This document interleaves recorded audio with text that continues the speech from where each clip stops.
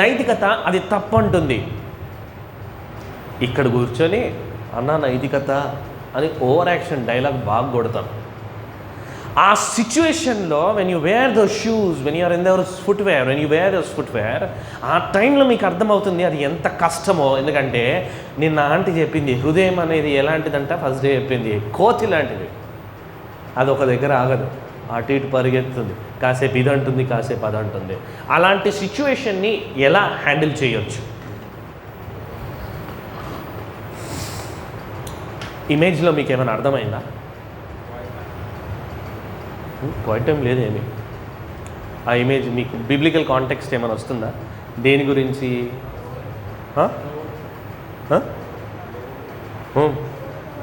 సొదొమ గొమొర్రా పైన అగ్నిగంధకాలు కురుస్తున్నాయి. ప్రతి ఒక్కరం మన లైఫ్లో ఒక సిచ్యువేషన్ వస్తుంది, అది భయంకరమైన అగ్నిగంధకం మాడి మసైపోయేటువంటి సిచ్యువేషన్ ఉంటుంది. సొదొమ గొమొర్రా పైన అగ్నిగంధకం కురిసి మొత్తం పట్టణం నాశనమైంది. అబ్రహాం కాపాడాలని ఆశించిన మన జీవితంలో సొదొమ గొమొర్రా లాంటి కాల్చివేయబడేటువంటి పరిస్థితులు వచ్చినప్పుడు మనం ఏ విధంగా ఉంటాము? అయితే నాకు వచ్చిన ప్రశ్న ఏంటంటే, అరే అలారం లేకుండా, వార్నింగ్ లేకుండా, మారండి అని చెప్పకుండా, ఫర్ ఎగ్జాంపుల్ యోనా కాలంలో నినివేకి వెళ్ళినప్పుడు నినివేకి వార్నింగ్ వచ్చింది. ఎవరిచ్చారు వార్నింగ్? యోనా ఇచ్చాడు. వెళ్ళి కుడి ఎడమలు ఎరుగని అంత పెద్ద పట్టణానికి వెళ్ళి యోనా చెప్పాడు, బాబు మీకు ఫుల్ స్టాప్ ఉంది ఇప్పుడు, జాగ్రత్త అన్నప్పుడు వాళ్ళు మారారు, గోనె పట్ట కట్టుకున్నారు. మరి ఈ పట్టణానికి ఎవరు వచ్చారు? లోతను మాత్రం అనకండి. లోతను అంటే అక్కడ ఎంతో మార్పు జరిగేది. లోతు ఏం చేయలేదు అక్కడ, లోతు చేసిన కార్యం ఏం లేదు అక్కడ. ఈ పట్టణానికి దేవుడిచ్చిన వార్నింగ్ ఏంటి? మనందరి జీవితాల్లో ఒక భయంకరమైన ప్రమాదం రాకముందు దేవుడు ప్రతి ఒక్కరి లైఫ్స్లో సైన్స్ ఇస్తాడు, ఒక సైన్ ఇస్తాడు. వీళ్ళకి కూడా సైన్ ఇచ్చాడు. వీళ్ళకి ఇచ్చిన సైన్ ఏంటో తెలుసా? అంతకుముందు వీళ్ళ దేశం మీదకి 5 రాజులు యుద్ధం చేశారు. అవునా? 5 రాజులు నీ దేశం పైన యుద్ధం చేసిన తర్వాత, నువ్వు చెరపట్టబడిన తర్వాత, కొనిపోబడిన తర్వాత నీ జీవితంలో 1% హోప్ ఉంటుందా బయటికి రానికే? 0 హోప్. అట్లాంటిది ఒక యోధుని పంపించాడు. 300 మందిని తన ఇంట పుట్టి అలవర్చబడిన 300 మందిని తీసుకొని అబ్రహాము వాళ్ళ పైనకి వెళ్ళి, వాళ్ళు already they are well equipped with their weapons. అట్లాంటి వారిని అబ్రహాం ఓడించి లోతుని బయటికి తీసి మొత్తం పట్టణాన్ని అతను కాపాడి తిరిగి పట్టణాన్ని రీస్టోర్ చేశాడు అబ్రహాము. కానీ మా జీవితానికి ఎందుకు ఇంత భయంకరమైన పరిస్థితి ఎదురైంది, చావు కోణం వరకు మేము ఎందుకు వెళ్ళి వచ్చాము అనేటువంటి కనీస అవగాహన లేకుండా లోతు వాళ్ళ ఇంటికి వచ్చినప్పుడు వాళ్ళందరూ ఏమన్నారంట? మీ ఇంటికి ఎవరో వచ్చారు, బయటికి తీసుకురా, we want to enjoy with them. నీ జీవితంలో ఇప్పటి వరకు ఎన్నో ప్రాబ్లమ్స్ ఎదురయ్యాయి, ఎన్నో కష్టాలు ఎదురయ్యాయి. నీకు ఎప్పుడు అనిపించలేదా దేవుడు సైన్ ఇస్తున్నాడని నీకు? జాగ్రత్త, మార్చుకో అని. ఎన్నో వస్తాయి మన జీవితంలో. మన ప్రాబ్లం ఏంటంటే వాటర్ ప్రూఫ్ ఫోన్ వచ్చింది. నాకు యాపిల్ ఉంది, యాపిల్ మీరు వాటర్లో వేస్తే ఏం కదా, వాటర్ ప్రూఫ్ ఫోన్. వాచెస్ ఉన్నాయి, వాటర్ ప్రూఫ్ వాచ్. అట్లా వాక్యం ప్రూఫ్ అయిపోయినాం మనం. ఎంత వాక్యం పడు, ఎంత వాక్యం చెప్పు. ఈరోజు పాస్టర్ గారు వాక్యం చెప్పారు, ఏమన్నా చెప్పారా? ఏం చెప్పారు?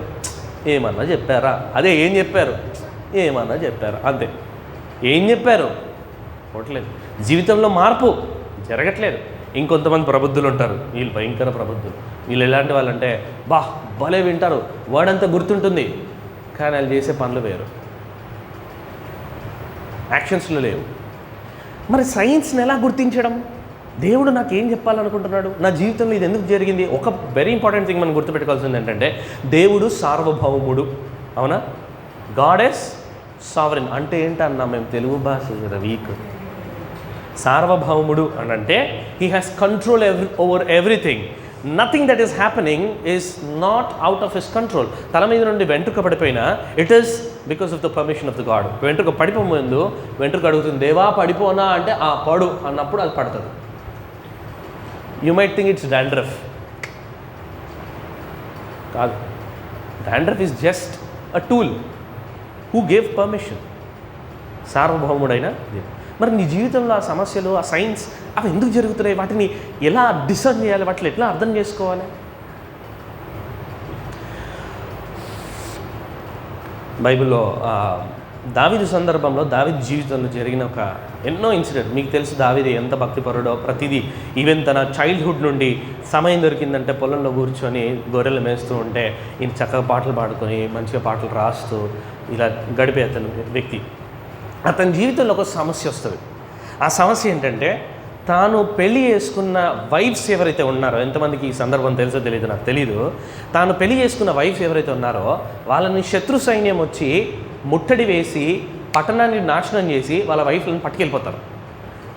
అలా పట్టుకెళ్ళిపోయినప్పుడు ఇంటికి మనోడేమో వేరే యుద్ధానికి వెళ్ళి ఓ యుద్ధం గెలిచామని చెప్పి ఎంతో ఆనందంతో ఇంటికి వస్తాడు.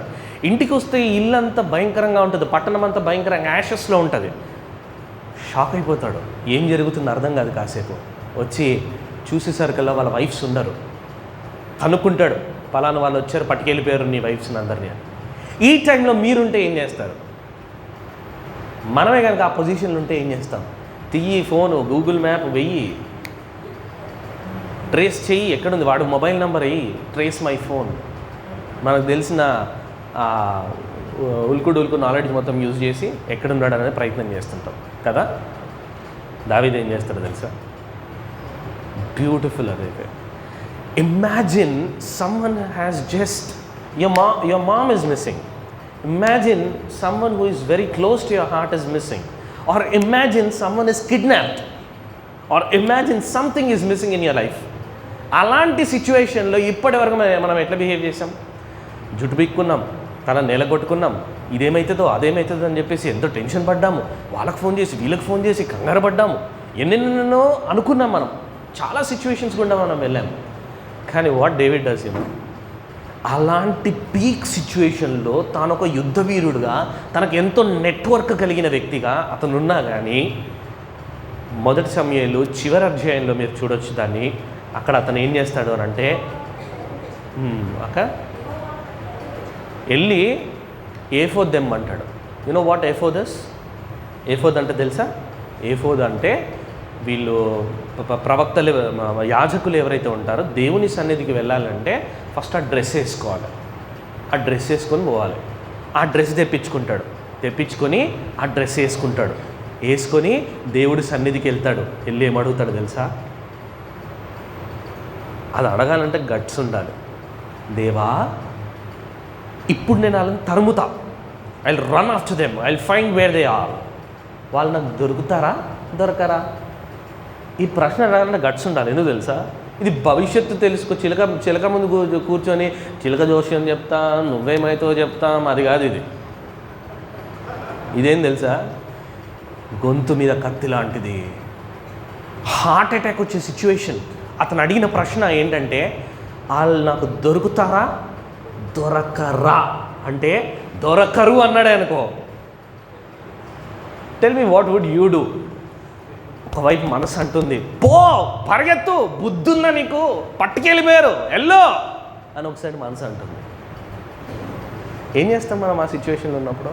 నో అంటే దేవుడు కనుక వద్దు నీకు దొరకరు, అయిపోయింది, దట్స్ ఎ క్లోజ్ చాప్టర్ అంటే ఎంత కష్టమైన ప్రశ్న తెలుసా అది? ఆ సిచ్యువేషన్ కూడా ఎంత కష్టమైనది తెలుసా? పాస్ అవుతానా ఫెయిల్ అవుతానా? ఫెయిల్, హార్ట్ అటాక్ ఆడనే. అంటే ఇట్లా మీరు దేవుణ్ణి అడగాలని కాదు, ప్రభు పాస్ అయితేనే ఫెయిల్ అయితే చదువుకోపో అంటాడు. ఆ పాయింట్ ఆఫ్ టైంలో ఏంటంటే, అంత హీట్ ఆఫ్ ద మూమెంట్లో అతని మనస్సుని వినలేదు. అతను ఏం చేశాడంటే, ప్రభు దగ్గరికి వెళ్ళి నువ్వేం చెప్తావో చెప్పు. ఉక్కిరి అవుతున్న తన హృదయాన్ని ఒక చిన్న వాటర్ బౌల్ తీసుకొని, టమ్లర్ తీసుకొని అందులో గట్టిగా ఒక రాయి వేస్తే ఏమవుతుంది? వాటర్ ఉక్కిరి అవుతుంది, చంచలం అయిపోతుంది. అలా ఉంది అతని హార్ట్.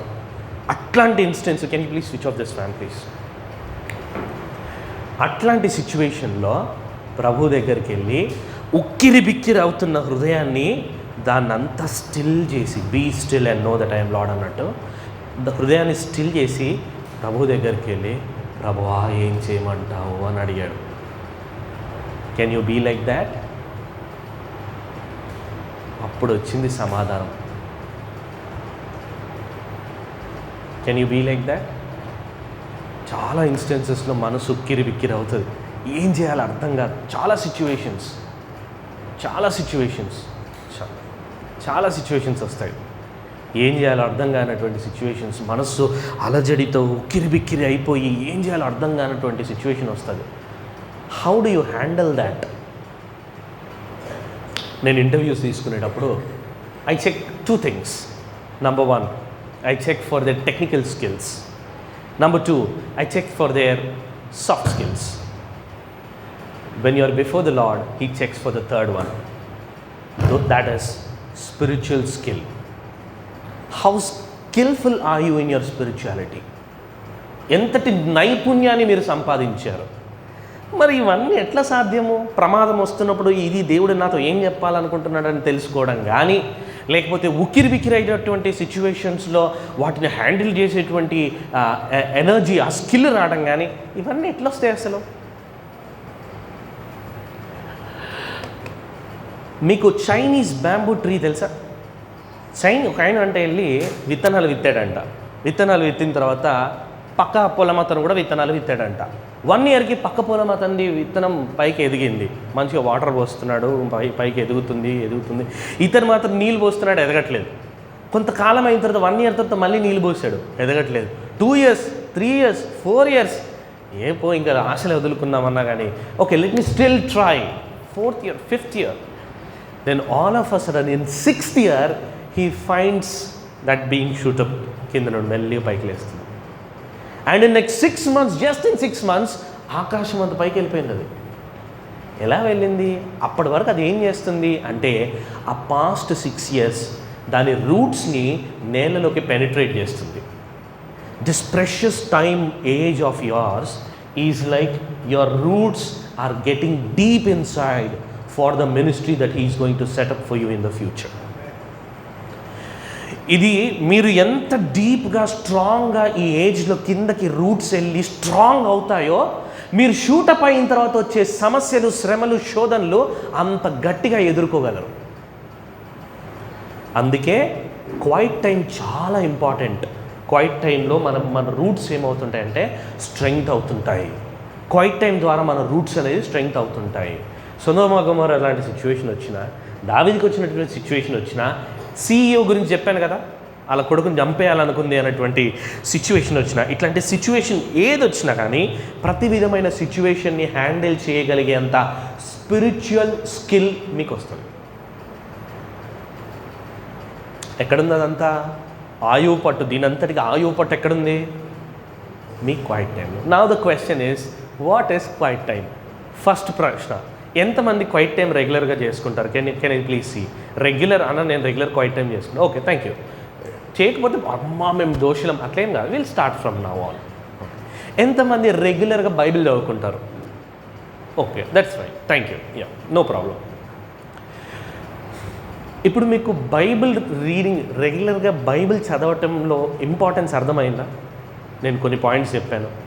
మనసు ఉక్కిరి బిక్కిరి అయిపోతుంటే దాని టైంలో హ్యాండిల్ చేయడం అర్థం కాదు, లేకపోతే మన జీవితంలో ఒక ప్రమాదం వస్తుంది, ఈ ప్రమాదం ఎందుకు వచ్చిందో మనకు అర్థం కాదు.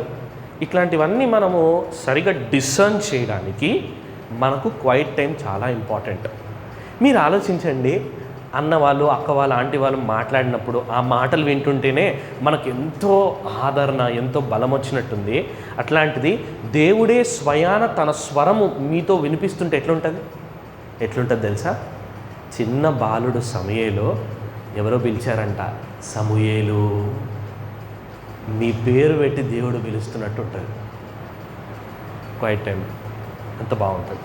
ఓకే, సో స్లోలీ మనం ఏం చేద్దామంటే అసలు క్వైట్ టైం దీంట్లోకి ఇంకా కొంచెం డెప్త్గా వెళ్ళి మనం అర్థం చేసుకుందాం. దానికంటే ముందు ఒక చిన్న స్టోరీ చెప్తా. విలియం మెక్పియర్సన్స్ అని చెప్పేసి, ఈయన గురించి తెలుసా మీకు? తెలియదు కదా. ఈయన ఒక దగ్గర పని చేస్తూ ఉంటే అక్కడ ఒక విస్ఫోటనం, ఒక బ్లాస్ట్ అవుతుంది. బ్లాస్ట్ అవ్వగానే అతనికి ఏమవుతుందంటే తన చేతులు అండ్ కళ్ళు 2 పోతాయి. ఓకే, 2 పోతాయి. పోగానే ఇతనికి వాక్యం అంటే చాలా ఇష్టం అన్నమాట. కాకపోతే ఏమైంది, ఇప్పుడు చేతులు కళ్ళు 2 పోయింది. ఇప్పుడు ఎట్లా చదువుకోవాలి వాక్యంని? ఇప్పుడు కళ్ళు లేవనుకో, బ్రెయిలీ లిపి ఐడియా ఉందా మీకు? బ్రెయిలీ లిపి చేతితో తడుముకుంటా ఆ అక్షరాలు ఏమున్నాయో తెలుసుకుంటారు, అట్లా తెలుస్తారు. ఇప్పుడు ఈయనకి ఏమైంది అని అంటే కళ్ళు పోయినాయి, చేతులు కూడా పోయినాయి. ఇప్పుడు దేంతో తడుముతాడు? సరే అని చెప్పేసి ఏం చేస్తాడు అంటే పెదాలతో తడిమే ప్రయత్నం చేస్తాడు. పెదాలతో అర్థం కావట్లేదు. అరే పెదాలతో తడిమిన అర్థం కావట్లేదు, ఇప్పుడు నేను బైబిల్ చదవాలి, ఎట్లా చదవాలి? చూస్తున్నా వాక్యం పైన ఎంత, బైబిల్ పైన ఎంత ప్రేమ ఉందో అతనికి, చదవాలి ఎట్లా. ఫైనల్గా ఆయన ఏం చేస్తాడనంటే ఒక టెక్నిక్ కనుక్కుంటాడు. ఆ టెక్నిక్ ఏంటంటే నాలుక బయటికి తీసి ఆ నాలుకతో తడుపుతుంటాడు అనమాట. వావ్, క్యా ఐడియా సర్జీ అని అనుకోకండి, దాంట్లో ఒక పెద్ద సంగతి ఉంది, చెప్తా. నాలుకతో అతను తడుముతూ ఉంటాడు. నాలుకతో తడుముతూ ఉంటే బాగానే ఉంది, చదువుతున్నాడు, అక్షరాలు ఐడెంటిఫై చేస్తున్నాడు. కానీ ఇక్కడ సమస్య ఏంటంటే అలా తడుముతూ ఉంటే ఆ మెటల్ అతని టంగ్ని కట్ చేస్తుంటాడు. ఆ మెటల్ అనేది ఏంటంటే అతని టంగ్ని కట్ చేస్తుంది. వాక్యం అంటే ఇష్టం, ప్రేమ. ఎందుకు అంటే వాక్యం చదవకపోతే అతని మనస్సు నెమ్మది అవ్వదు, ఆ పీస్ అతని హార్ట్లోకి రాదు. బైబిల్ చదవకపోతే ఆ పీస్ అతని హార్ట్లోకి రావట్లేదు. ఎట్లా అస్సలు అర్థం కాదు. అయినా పర్వాలేదు అని చెప్పేసి he starts reading Bible with his tongue, touching with his tongue. అలా టంగ్తో టచ్ చేస్తూ చదువుతూ ఉంటే that metal keeps cutting his tongue. అయినా పర్వాలేదు అని చెప్పి హీ రీడ్స్ బైబిల్ 4 times. మనకిచ్చిన దేవుడు ఆశీర్వాదం మన కళ్ళు. నీ కళ్ళని దేనికోసం వాడుతున్నావు? ఈ కళ్ళతో నువ్వు చేసిన దానికి ఏమవుతుందో తెలుసా? నీ గుండె ఉక్కిరి బిక్కిరి అవుతుంది. ఈ కళ్ళతో నువ్వు చేసిన దానికి ఏమవుతుందో తెలుసా? నీ మనస్సు చంచలంగా లేదు. ఈ కళ్ళతో నువ్వు చేసిన దానికి ఏమవుతుందో తెలుసా? నీ మనసు నీ మీద దోషారోపణ చేస్తుంది. నువ్వు చెడ్డోడివి, నువ్వు తప్పు చేసావనే గిల్ట్ నిన్ను వెంటాడుతుంది. ఆ కళ్ళు లేని వాళ్ళు నాలుకతో వాక్యాన్ని చదివి వాళ్ళ హృదయాన్ని నెమ్మదిపరచుకోవాలనుకుంటే నువ్వు మళ్ళీ ఏం చేస్తున్నావో తెలుసా? అదే కళ్ళతోనే ఇంకా గిల్ట్లోకి వెళ్తున్నావు. ఈ ఒక్కటి ఆ కళ్ళు నీ గుండెకి కనెక్ట్ అయినా నీకు తెలిస్తే నువ్వు ఆపవా? ఇప్పుడు తెలిసినా ఆపవా? నీ కళ్ళు నీ గుండెకి కనెక్ట్ అయింది, నీ గుండె పరమాత్మునికి కనెక్ట్ అయ్యింది. ఆ పరమాత్మునితో నీ కనెక్షన్ నీకు ఫ్రీ ఫ్లో రావాలి అని అంటే ఇదిగో దీనికి నువ్వు కళ్ళకి గంతలేయాలి. వేయలేదనుకో అతనికి జరిగింది నీకు జరిగితే. Imagine your self in a situation. నేను చాలాసార్లు ఇమాజిన్ చేసుకుంటుంటా, చాలా out of the box synthetic thinking అంటారు దీన్ని. సింథటిక్ థింకింగ్లో నేనేం చేస్తానంటే, what if I lose my legs, how will I run for the lord? How will I run for Jesus when I don't have legs? How will I hold Bible when I don't have hands? How will I read the word if I lose my eyes? What if the precious eyes which are given to you పోతే ఏం చేస్తారు? ఇప్పుడు కళ్ళతో ఏది పడితే అది చూస్తున్నారు కదా, ఏది పడితే అది చేస్తున్నారు కదా. Do the right thing which stills your heart and connects with God, the Almighty who has created you. ఆయన నాలుకతో చదువుతాడు, ఆయన నాలుక కట్ అయిపోతున్నా కానీ చదువుతాడు. మేరీ జోన్స్ తెలుసా? Mary Jones, how many of you know about Mary Jones? Mary Jones ఏం చేస్తుంది? తనకు చిన్న పాప వాళ్ళ చర్చ్లో ఉన్నప్పుడు వాళ్ళ పెద్ద పాస్టర్ అంకుల్ పెద్ద బైబిల్ తీసి, చిన్న పాస్టర్ అంకుల్ పెద్ద బైబిల్ తీసి చదువుతుంటే షీ ఫీల్స్ సో ఎక్సైటెడ్, నాకు ఒక బైబిల్ కావాలి అని చెప్పేసి. తను ఎప్పుడైతే అలా ఎక్సైటెడ్గా ఫీల్ అవుతుందో తను ఏం చేస్తారు, వాళ్ళ ఇంటి దగ్గర ఉన్న వేరే ఆంటీ దగ్గరికి వెళ్తే ఊరికి ఆంటీ వాళ్ళ ఇంటికి వెళ్ళి ఏమొస్తుంది? అందుకని పాస్టర్ అంకుల్ నాకు బైబిల్ కావాలి. I want my own Bible. I want my own Bible. I want my own bike. I want my own cell phone. I want my own stuff. Then where is this word I want my own Bible? నాకు ఇది కావాలి, నా సొంతం అది కావాలని చాలా అంటాం. But where is that word where you said I want my own Bible? That stills your heart. సరే అని చెప్పేసి వాళ్ళ పాస్టర్ అంకుల్ అంటాడు, దీనికి ఇంత డబ్బులు కావాలి అని అంటే ఆమె గుండె గుబేలు అంటుంది. సరే లెట్ మీ గెట్ మనీ అని వెళ్ళి పుల్లలు ఏరుతుంది, చిన్నపిల్లల్ని చూసుకుంటుంది, గుడ్లు అమ్ముతుంది, ఎన్నో పనులు చేసి మొత్తానికి ఆమె డబ్బులు సంపాదించుకొని కనీసం చెప్పులు కూడా కొనుక్కోదామె. ఎందుకంటే చెప్పులు కొనుక్కుంటే బైబిల్ కావాలనుకున్న బైబిల్కి మనీ సరిపోదు అని చెప్పి. అప్పుడు ఆమె ఏం చేస్తుందంటే ఆమె ఉన్నటువంటి ప్లేస్ నుండి ఒక దినమంతా నడిచి వేల్స్ అనేటువంటి వేరే ప్రాంతానికి వెళ్తుంది. వెళ్ళి అక్కడ ఒక పాస్టర్ అంకుల్ని కలుస్తుంది. పాస్టర్ అంకుల్, నేను సో దూరం నుండి వచ్చాను, ఇదిగోండి డబ్బు, మీ దగ్గర బైబిల్ దొరుకుతుంది అని అన్నారు, నాకు ఒక బైబిల్ ఇవ్వరా ప్లీజ్ అన్నప్పుడు అంకుల్, సారీ మా, all Bibles are over, out of the stock. ఈజీగా బైబిల్ యాక్సెస్ లేనటువంటి కాలం అది. ఆ టైంలో ఆమె ఏం చేస్తారు, ఆ అంకుల్ ఏం చేస్తారంటే ఈమె బాధ చూస్తాడు, ఈమె వ్యధ చూస్తాడు, ఏడుస్తుంది. అంకుల్ నేను ఎంతో, మీకు తెలియదు అంకుల్, 6 సంవత్సరాలు 6 years నేను డబ్బులు సంపాదించాను అంకుల్, 6 years డబ్బులు కూడబెట్టాను uncle, just to buy a bible, నేను 6 years డబ్బులు కూడా పెట్టాను uncle. Please uncle please, I love that bible so much. మన బైబిల్ ఆదివారం దుమ్ము దులుపుతుంది కదా, ఆదివారం దుమ్ము దులిపి తీస్తాం. నిన్న మేము ఒక క్వశ్చన్ అడిగినాం మేము పిల్లల దగ్గర, open John chapter 4th John అన్నాం, తీసి చూస్తున్నాం. Hello, there is no 4th John in Bible, there is only 3rd John. అందులో ఏముందో తెలియదు, అది ఏంటో తెలియదు, దాని పవర్ తెలియదు మనకు. We should know. ఆ అమ్మాయికి వాక్యం యొక్క విలువ తెలిసింది, తనకి వాక్యం యొక్క విలువ తెలిసింది, బైబిల్ యొక్క విలువ తెలిసింది. Because it's almighty who created you is talking to you. Bible is in fact, when ever you by a product they will give you manual in it. Bible is in fact God's manual to handle your body, God's manual to handle your spirit, God's manual to handle different situations in your life. Pastor గారి దగ్గరికి వెళ్ళి ఏడుస్తుంది. Pastor గారు ఆమె ఏడుపు చూసి ఏం చేస్తాడు తెలుసా, then he gives his Bible to her. ఇచ్చిన తర్వాత ఆ బైబిల్ తీసుకొని ఇంటికి వస్తుంది. కాకపోతే ఆ పాస్టర్ గారు కదిలిపోతాడు అనమాట. చెప్పులు కూడా కొనుక్కోకుండా ఒక బైబిల్ కావాలనుకొని 6 సంవత్సరాలు డబ్బు కూడా పెట్టిన అమ్మాయి, ఇట్లాంటి వాళ్ళు ఎంతమంది ఉంటారో అని ఆలోచించి then they started something called the Bible Society of Wales. అలా మన దగ్గరికి Bible Society of India, Bible Society of China, ఆ విధంగా ఒక అమ్మాయి యొక్క తృష్ణ బైబిల్ సొసైటీ స్టార్ట్ అవ్వడానికి కారణం. Even if you open your Bibles it will be written Bible Society of India అని. No one can print Bibles except the Bible Society of India. No one can translate Bibles except the Bible Society of India in the Indian languages. ఒక అమ్మాయి యొక్క తృష్ణ ఇటువంటి ఒక Bible society establish అవ్వడానికి కారణమైంది.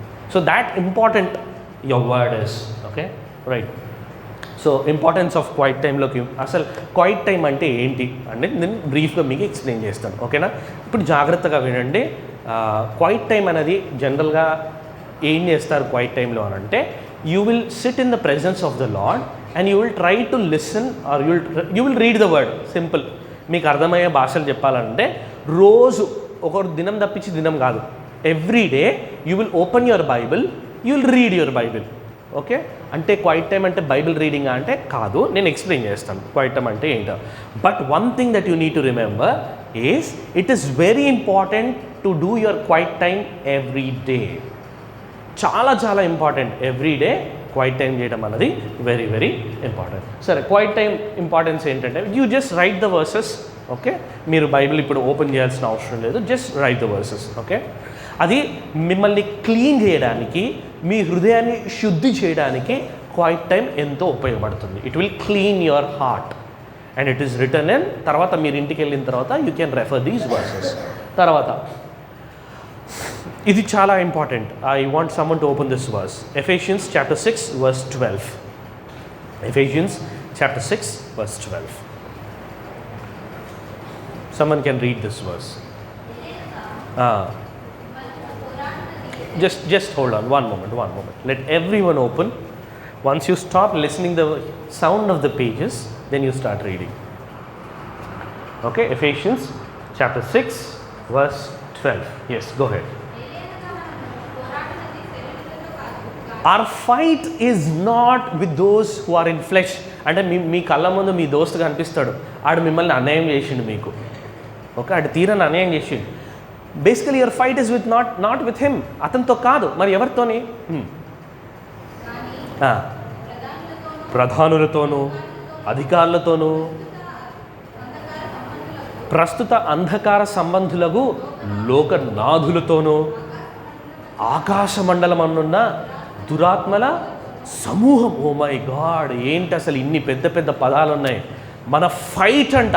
Every day is like a fight. నిన్ను, నీ స్పిరిచువాలిటీని నిన్ను నాశనం చేయడానికి ఆకాశ మండలంలో ఏమున్నాయంట? దురాత్మల సమూహం. Oh my God, there is an army that is waiting to destroy your spiritual life. ఒక ఆర్మీ వెయిట్ చేస్తుంది నీ ఆత్మీయ జీవితం నాశనం చేయడానికి. అర్థం చేసుకుంటున్నావా ఎంత సీరియస్ నీ life? Why is an army waiting to destroy your life? Because it is that precious. అదంతా నువ్వేమో అద్దం ముందుగా, నేనా బేకార్గానే, వేస్ట్ ఫెలో, ఎందుకు పనికిరాను, అద్దం ముందు కూర్చొని డైలాగ్లన్నీ కొడతాం. But you are so precious that an army is waiting to hurt you, to put you down. నువ్వు అంత విలువైనవు. అర్థమవుతుందా నీకు ఎంత విలువైనడు? చాలా చాలా స్పెషల్ నువ్వు. అందుకని ఒక ఆర్మీ వెయిట్ చేస్తుంది. అయితే ఇంత పెద్ద ఆర్మీని హౌ డు వి ఫైట్ అన్న? ఆర్మీ ఏం చేస్తుంది అన్న? ఏం లేదు. సండే రోజు చర్చికి పోయేటప్పుడు నీకు మంచి సీరియల్ చూపిస్తుంది. సండే రోజు చర్చ్కి పోయే ముందు మీ ఫ్రెండ్ వచ్చి, అరే ఎల్లుండి పార్టీ ఉంది, మరి నువ్వు డ్రెస్ కొనుక్కున్నావా, కమ్మలు ఉన్నాయా కొత్తవి అని అడుగుతాడు. అంతే. అది ఎట్లాంటిది తెలుసా? పెద్ద బాణం లాంటిది అది. అది నిన్ను ఇట్లా గుచ్చి మళ్ళీ గుచ్చుతుంది. అదే బాణం ఎట్లా పోతుంది? ఇట్లా పోతుంది కదా. ఈ బాణం స్పెషల్ బాణం అనమాట. ఇట్లా గుచ్చుకొని కర్ర అడ్డం తిరిగి మళ్ళీ గుచ్చుకుంటుంది. డబల్ టైం కొడుతుంది అనమాట. అప్పుడు నువ్వు అనుకోడు, అమ్మా మ్యాచింగ్లు లేవు, గాజులు లేవు, చెప్పులు లేవు, మొన్ననే వేసుకున్న కొత్త చెప్పులు ఉన్నాయి కానీ ఇప్పుడు కొత్త చెప్పులు ఉండాలి కదా, నేను కొత్తగా కనిపించాలి కదా అని గర్ల్స్ని అంటారు. ఇక బాయ్స్ని అయితే, ఏమరా ఒకరోజు 6 కొట్టినావు సరిపోయిందా, కొట్టావా మళ్ళీ 6, గ్రౌండ్ పోదాం అయిపోయి. నేను ఇప్పుడు విరాట్ కోహ్లీని. అవునా? అది చాలు. ఆ సమూహము కూర్చొని డిస్కస్ చేసుకుంటారు అనమాట. ఎట్లా అంటే, ఓకే వీడికి ఏ డైలాగ్ కొడితే పడుతుంది, ఒక్కొక్క వర్డ్ డిస్కస్ చేసుకుంటారు అనమాట. ఒక్కొక్క వర్డ్ తీసుకొని ఆ సెంటెన్స్ చేస్తాను, చేసి నీ మీదకి పంపుతాను. సమూహం ఆడికేని. ఏడికేని? శాటిలైట్లు ఉన్నాయనుకున్నావే, ఆడికేని.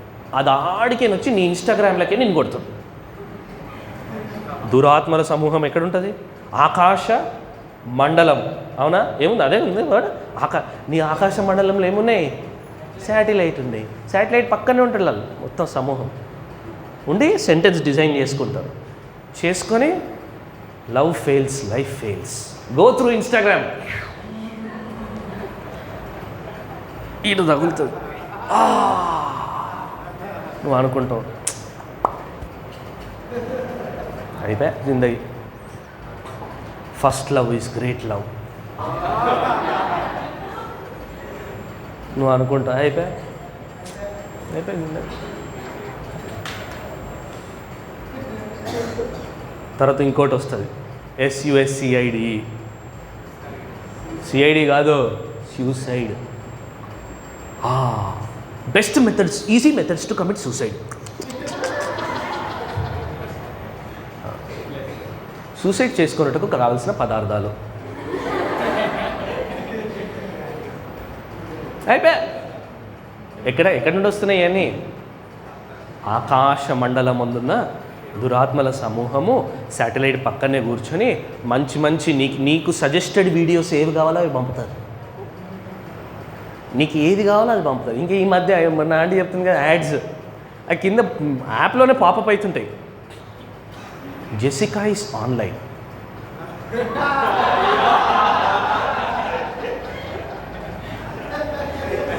కరెక్ట్గా వస్తుంది పాపప్. నువ్వు దుప్పటేసి పనుకుందామనే టైంలోనే వస్తుంది పాపప్. ఇంకా అంత రాత్రంతా జాగారమే మనోడు.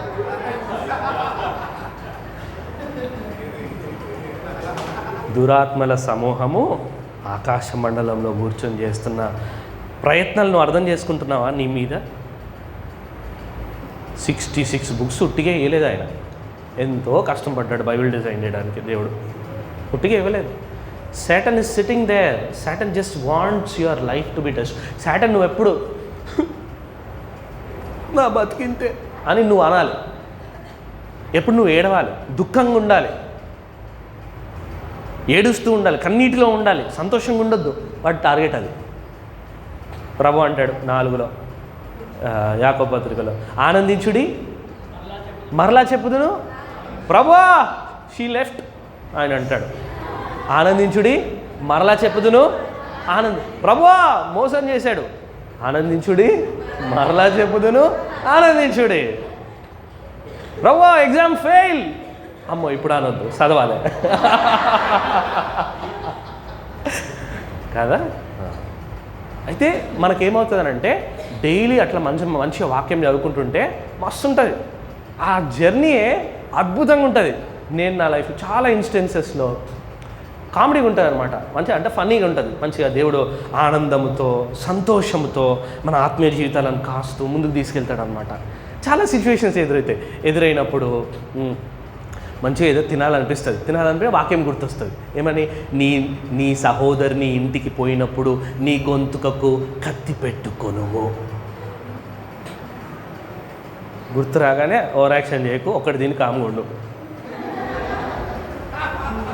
అర్థమైందా? అంటే మీరు రెగ్యులర్ క్వైట్ టైం చేస్తున్నారు అనుకో, ఏ టైంలో ఏ వర్డ్ కావాలో టక్కున మైండ్కి వస్తుంది. చేయట్లేదు అనుకో, యువర్ క్వైట్ టైం ఎట్లయిపోతుందంటే విత్ ఇన్స్టాగ్రామ్ క్వైట్. అందుకే నేను ఫస్ట్ స్లైడ్ ఏం పెట్టినా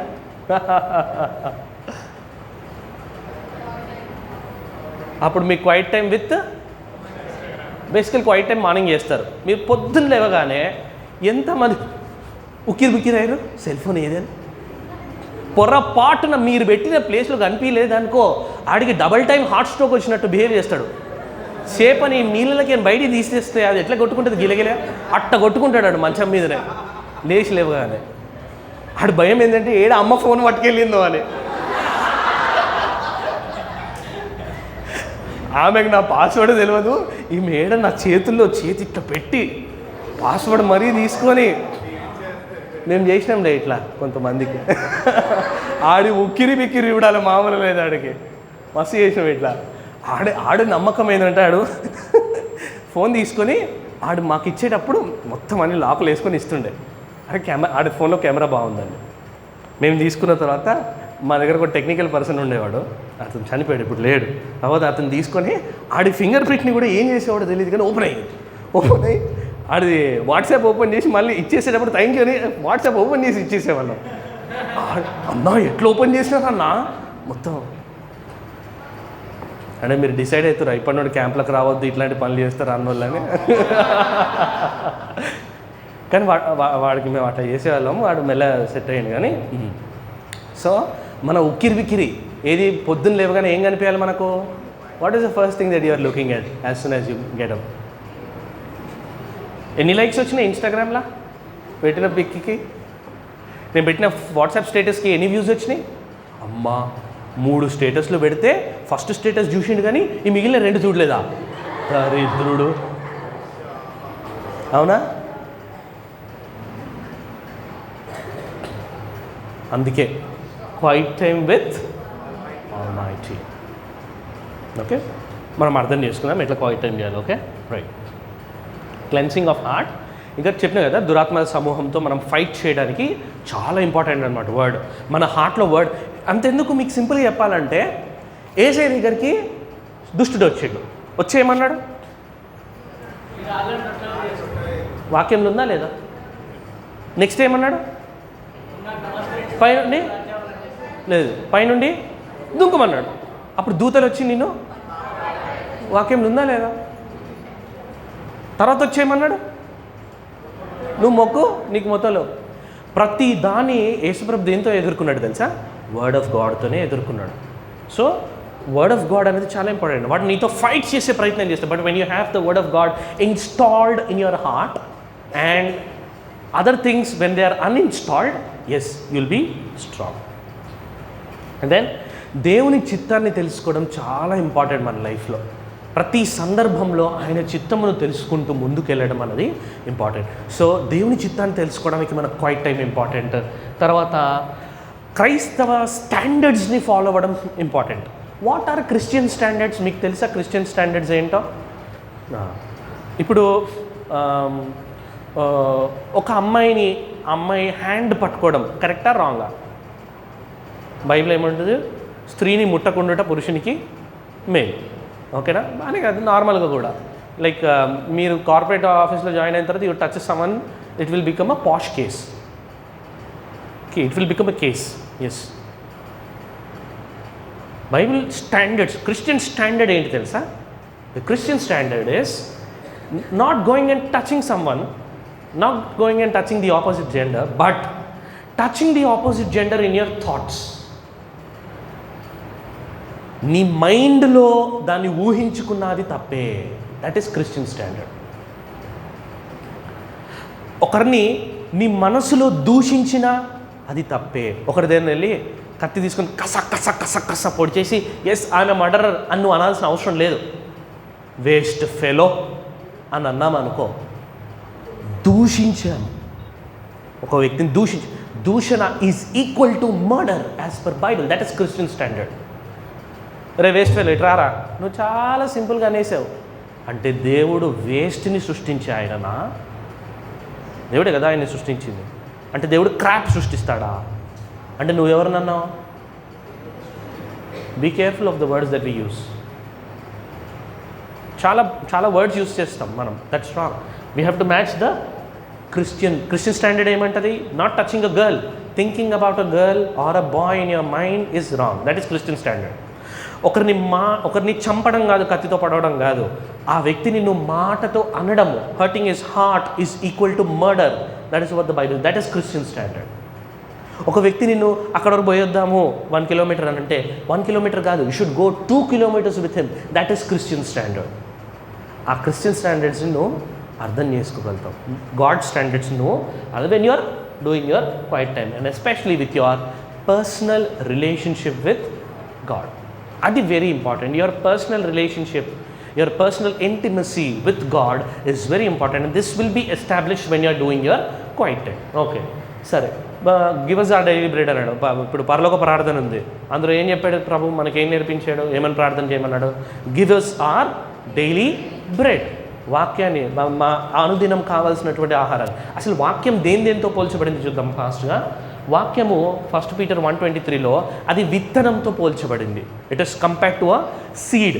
సీడ్ వేస్తే ఏమవుతుంది? అది గ్రో అవుతుంది. ఓకే, అట్లా వాక్యం మనలో విత్తబడినప్పుడు అది గ్రో అవుతుంది. Next, it is compared to a mirror. Bible చదువుతున్నప్పుడు అబ్బా ఈరోజు మెసేజ్ నా గురించే చెప్పినట్టుంది అన్నారా ఎప్పుడైనా? ఎందుకు తెలుసా? వాక్యం ఎట్లాంటిదంట? మిర్రర్. ఈడ మచ్చుందనుకో, మీ ఫోన్ యొక్క సెల్ఫీ ఫిల్టర్ మచ్చని తీస్తుంది. మీ నిజ స్వరూపాన్ని మీ ఫోన్ సెల్ఫీ ఫిల్టర్ చూపించదు. ఎందుకంటే it is self focused. But వాక్యము is God focused. It's not selfie, it's a mirror that will show every mole on your face. నీలో ఉన్న ప్రతి కలంకాన్ని అది చూపించి ఇది మార్చుకో అంటుంది. మన ఫ్రెండ్స్, నీకేంద్రా నువ్వు తోపువి, నీ కాకపోతే ఎవరికి పడతారు? అప్పుడు నీకేం తక్కువ, అబ్బా నీకు ఏం తక్కువ అంటే ఏమీ తక్కువ కాదు, నాకు అన్నీ, నాకు మించిన తోపు తురుం ఖాన్ ఎవరున్నారు? అమ్మాయిలతోనైతే ఒక్క మాట, ఈరోజు నీ డ్రెస్ బాగుందంటే ఇక అది పంక్చర్ చేసినా పలగని బెలూన్, అది అంత పైకి అవుతుంది. రైట్? అర్థం చాలా ఇంపార్టెంట్. నీ స్థితి ఇది నీ స్థితి, ఇక్కడ నువ్వు మార్చుకోవాలి. నీ పరిస్థితి ఇది, నువ్వు ఎగరడానికి ఏం లేదు, అలా నిన్ను తక్కువ చేసుకోవడానికి ఏం లేదు. నీ వాస్తవిక స్థితి ఇది అంటది వాక్యం. బైబిల్ అంటుంది వాక్యం అంట అగ్ని లాంటిదనంట. It's like fire. It's like fire. When you have to eat, ముందేం చేయాలని? బర్న్ చేయాలి. బర్న్ చేస్తే ఏమైతే దాంట్లో ఉన్న క్రిములని చచ్చిపోతాయి, అది ప్రాపర్గా కుక్ అవుతుంది. దాన్ని బర్న్ చేయడం అనేది ఇంపార్టెంట్. తన నాలుక దూషింపబడింది, చెడుగా ఉంది అన్నప్పుడు ఐజయాలో భక్తుడు అడిగినప్పుడు దేవుడు ఏం చేస్తాడు? కోల్ని పంపించి నాలుకని కాలుస్తాడు. నువ్వు కాల్చబడాలి వాక్యంతోనే. నువ్వు కాల్చబడినప్పుడు, టెస్ట్ ఆఫ్ ఫైర్, కాల్చబడినప్పుడు నువ్వు వెలుగుతావు, నీలోని మలినం పోతుంది. తర్వాత వాక్యం అనేది సుత్తి లాంటిదనంట. వాక్యం సుత్తి లాంటిదా సుత్తి లాంటిదా? సుత్తి అన్న, సుత్తి అయితే 4 రోజులు ఎందుకుంటామన్నా అని మీరు అంటారు, అంతే కదా. వాక్యం సుత్తి లాంటిది, మన గుండె బండ లాంటిది. అందుకే ఈ బండను పగలగొట్టాలంటే వద్దు కావాలి, వద్దు కావాలి, వద్దు కావాలంటే కావాలి. ఇదేం గుండె? ఇది బండ గుండె. అందుకని ఒక్కొక్కసారి నేను హర్ట్ చేస్తాడు, కొడతాడు గట్టిగా, హ్యామర్తో గట్టిగా కొడతాడు, స్మూత్గా కొట్టాడు, గట్టిగా కొడతాడు. పగలాలంటే పడాలి కదా దెబ్బ. వాక్యం చదువుతున్నప్పుడు కొన్నిసార్లు పడేయాలన్నట్టు ఉంటుంది తెలుసా, అనిపించాలి, ఆయన చెంప దెబ్బ కొట్టినట్టు అనిపించాలి. అంత చక్కగా చదవాలి, అంత చక్కగా రిలేట్ అవ్వాలి. వాక్యము నీరు లాంటిది, నీ హృదయంలో నుండి జీవధారలు బయలుదేరును అన్నాడు. ఎప్పుడైతే ఆ నీళ్లు తాగుతుంటామో, ఒక ఆవిడ వచ్చింది ప్రభు దగ్గరికి. ఆవిడ వచ్చి, నాకు నీళ్ళు ఇస్తావా అని అంటే, ఆ కాన్వర్జేషన్ అయిపోయిన తర్వాత ప్రభు అంటాడు, నేను నీకు నీళ్ళు ఇస్తాను, నువ్వు వాటికి ఎప్పటికీ దప్పిక కొనవు అంటే, అవునా అయితే ఇచ్చేయి వెంటనే అంటే, పోయి మీ హస్బెండ్ తీసుకురా అంటాడు. అని ఆయన అంటాడు, నీకు 5 హస్బెండ్స్ ఉన్నారు నాకు తెలుసు. ఏంటి తెలుసా, ఫస్ట్ రిలేషన్షిప్లోకి వెళ్ళింది, ఆ రిలేషన్షిప్ తనకు సాటిస్ఫై చేయలేదు. సెకండ్ రిలేషన్షిప్కి వెళ్ళింది, అది కూడా సాటిస్ఫై చేయలేదు. థర్డ్ రిలేషన్షిప్కి వెళ్ళింది, అది సాటిస్ఫై చేయలేదు. ఫోర్త్ రిలేషన్షిప్కి వెళ్ళింది, అది సాటిస్ఫై. అమ్మ ఇన్ని రిలేషన్షిప్లా ఆ హార్ట్ బ్రేక్స్ ఎట్లా భరించింది అంటే, తను ఒక రిలేషన్షిప్ కోసం తహతహలాడుతుంది, ఒక రిలేషన్షిప్ కోసం దాహం కలిగి ఉంది. 5th రిలేషన్షిప్కి వెళ్ళింది, అది కూడా వర్కౌట్ అవ్వట్లేదు. అది తన దాహం, దేహ కోరికల కంటే ఎక్కువగా తనకు ఒక బాండ్ కావాలి, తనకు ఒక రిలేషన్షిప్ కావాలి.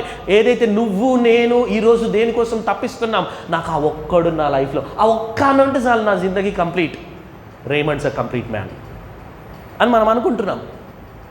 ఆమె కూడా ఆ థర్స్టీనెస్తోనే ఉంది. కానీ ప్రభు ఆమెను కలుసుకున్నప్పుడు ఆమెకి ఇచ్చినది భర్తను కాదు, వాక్యాన్ని. ఆమె దాహం తీర్చబడింది. నువ్వు దేనికోసం ఈ రోజు వరకు తహతహలాడుతున్నావో, తపన పడుతున్నావో, అది ఎక్కడ దొరుకుతుందో తెలుసా? నీ క్వైట్ టైంలో దొరుకుతుంది. నువ్వు తపన పడేది నీ క్వైట్ టైంలో దొరుకుతుంది. నువ్వు దాహంతో తహతహలాడుతూ నాకు ఇది కావాలి, ఇది కావాలి, ఇది కావాలి అని చెప్పి వాళ్ళ వెనకాల వీళ్ళ వెనకాల ఇది అది అని నువ్వు పరిగెడుతున్నావే, అది ఇక్కడుంది వాక్యంలో. ఇక్కడ ఉదయకాలం నువ్వు లేచి ఎవరిది వినకుండా ఆయన్ని మాత్రమే వింట, అక్కడుంది. వాక్యం భోజనం లాంటిది, తిన్నట్టుంటుంది, భోజనం చేసినట్టు తృప్తి అవుతుంటుంది, కడుపు నిండుతూ ఉంటుంది. అందుకే ఇక్కడ మనుషుడు రొట్టె వలన మాత్రం కాదు కానీ దేవుని నోట నుండి వచ్చి ప్రతి మాట. ఇవన్నీ ఏమవుతుంది తెలుసా? After 1 year when you come back to the same place, when you come back to the camp, అప్పుడు మీరు చెప్పాలి, అన్న నిజమన్నా వాక్యం భోజనం అన్నా, అన్న నిజమన్నా వాక్యము అగ్ని అన్న, వాక్యం సుత్తే అన్న చెప్పాలి. అది something that you experience. I have experience that. ఆయన నన్ను చెంపదెబ్బ కొట్టినట్టు అనిపించింది చాలా సందర్భాల్లో. నేను దాహంతో తహతహలాడుతూ ఉన్నప్పుడు ఆయన దప్పికను తీర్చినట్టు అనిపించింది. నేను కోరుకుంటున్న రిలేషన్షిప్ని ప్రభు దగ్గర పొందినట్టు అనిపించింది. That is something that I experienced. You will experience the same. When you experience, your expression will be, may your expression be much higher than mine. అది తేనె లాంటిది, which is not adulterated, which is not harmful for your health. కుళ్ళిపోయింది. వాక్యం ఎప్పుడు ఫ్రెష్గా ఉంటుంది. And then అది ఖడ్గం లాంటిది. నీ మీదికి దుష్టుడు వస్తాడు, నీ మీదికి వాడు మాట అంటాడు, వీడు మాట అంటాడు, ఎవరెవరో ఏదో చేయడానికి వస్తారు. You need to fight. As ఇందాక మనం నేర్చుకున్నట్టు, నీడ్ టు ఫైట్ చేయాలంటే మన దగ్గర ఏముండాలి? సోడ్ ఉండాలి. Sword is the word that you have in your heart.